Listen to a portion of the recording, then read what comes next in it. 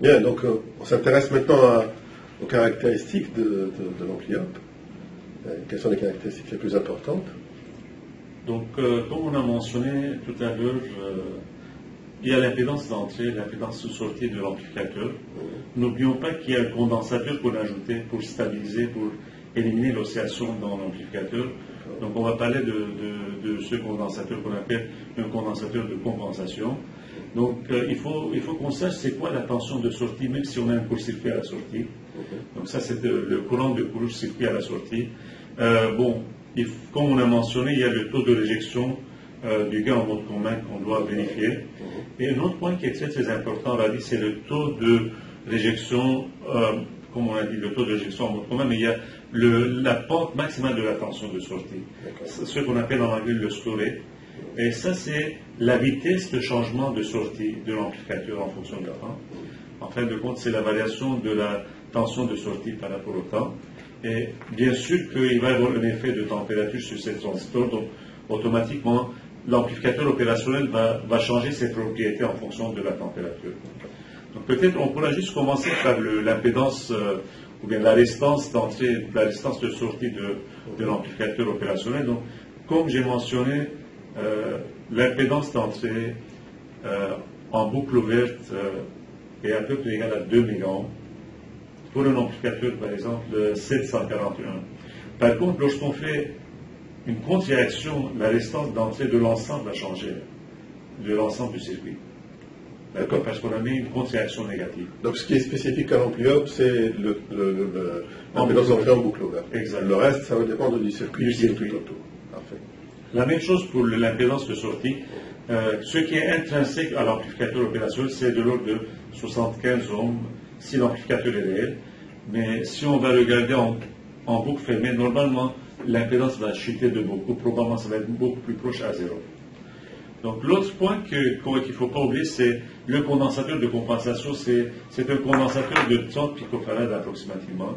Donc il a un effet qui est vraiment énorme sur les caractéristiques dynamiques ou bien fréquentielles de l'amplificateur opérationnel. Et le courant de court-circuit de sortie, même si on met un court-circuit à la sortie, n'essayons pas de faire allumer une grande lampe. Donc ça va faire sortir un courant qui est de l'ordre d'une quinzaine ou bien une 25 mA maximum. Donc, retournons au gain différentiel et au gain commun. On a dit que le gain différentiel est très très élevé, alors que le gain en mode commun est très très faible. Donc, comment on peut représenter ces deux gains ensemble? Le rapport de ces deux grandeurs vont nous donner une très grande information qu'on appelle le taux ou bien le rapport de réjection en mode commun. Donc, principalement, en anglais, c'est le CNRR. Donc, c'est une grandeur qui est en dB. Donc CNRR en dB, c'est 20 logs du gain différentiel divisé par le gain en mode commun.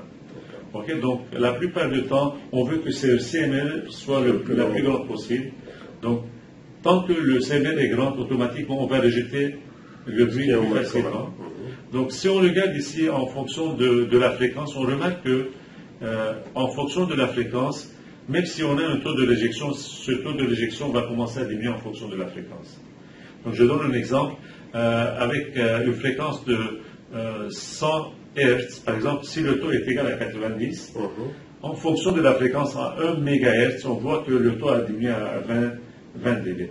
Donc il y a un très grand changement. Donc il est stable jusqu'à une certaine fréquence, et puis il commence à diminuer. Oui.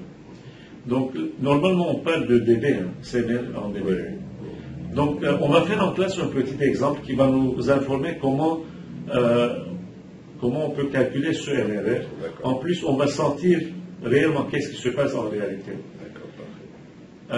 La pente maximale de la tension de sortie, ce qu'on appelle le slow rate, en fin de compte, c'est la rapidité de la réponse à l'excitation donnée. Donc, comment la sortie va réagir à une entrée donnée.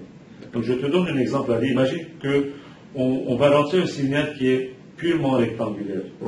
Par exemple, moins 1 plus 1 volt.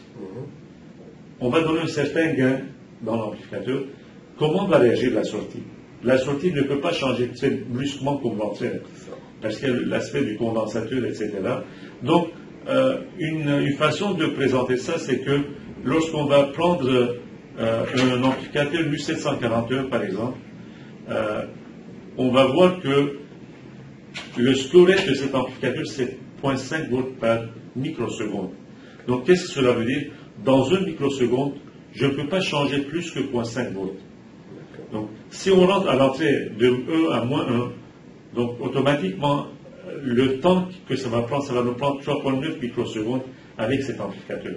Donc, si on veut avoir un changement plus grand, automatiquement, on va déformer notre signal. Donc, par exemple, le signal à l'entrée, si c'est un signal qui est sinusoïdal, à la sortie, on va avoir un signal qui est triangulaire. Donc, c'est là qu'on va dire qu'on est entré en slew rate, c'est-à-dire on a déformé notre signal à l'entrée. Donc, on va faire un exemple en classe, un exemple qui est vraiment typique. Avec cet exemple de slew rate, on va vraiment comprendre comment on peut contrôler le slew rate. Donc, principalement, il y a 3 choses qu'on doit faire attention. Pour la largeur de bande, il faut qu'on regarde le slew rate qui va définir la largeur de bande de notre amplificateur. Donc, si on voit que le slew rate est très faible, on va changer l'amplificateur. Okay, pour pouvoir prendre un amplificateur qui a un slew rate qui est beaucoup plus grand. On va regarder le gain par la largeur de bande qui va nous identifier la largeur de bande de notre amplificateur en boucle fermée. Et bien sûr, il faut faire attention, c'est qu'il ne faut pas saturer l'amplificateur opérationnel. Et puis, il faut toujours regarder la stabilité de l'amplificateur. Pour être sur slew rate, ça traduit l'aptitude de l'ampli-up à suivre les variations de l'entrée. Exact. Donc, si on cherche à avoir une variation plus rapide, il faut changer l'amplificateur. Okay, donc, je pense que, comme je l'ai mentionné au début, l'amplificateur va changer ses caractéristiques en fonction de la température parce qu'il y a des composantes qui sont électroniques, c'est-à-dire il y a des composantes qui sont fabriquées à partir des semi-conducteurs. Donc, n'oubliez pas qu'il faut toujours mettre des condensateurs de couplage sur l'alimentation de l'amplificateur, donc pour pouvoir réduire le bruit au maximum, et ça c'est très important au laboratoire. C'est ça. Donc ça c'est un petit détail technique quand on a un montage, qu'on a des signaux sensibles pour minimiser l'effet du bruit, on fait des condensateurs de découplage juste très proches de l'amplificateur. Le plus proche possible pour éliminer les bruits. Donc c'est un bon conseil pour le projet des étudiants au laboratoire. Oui.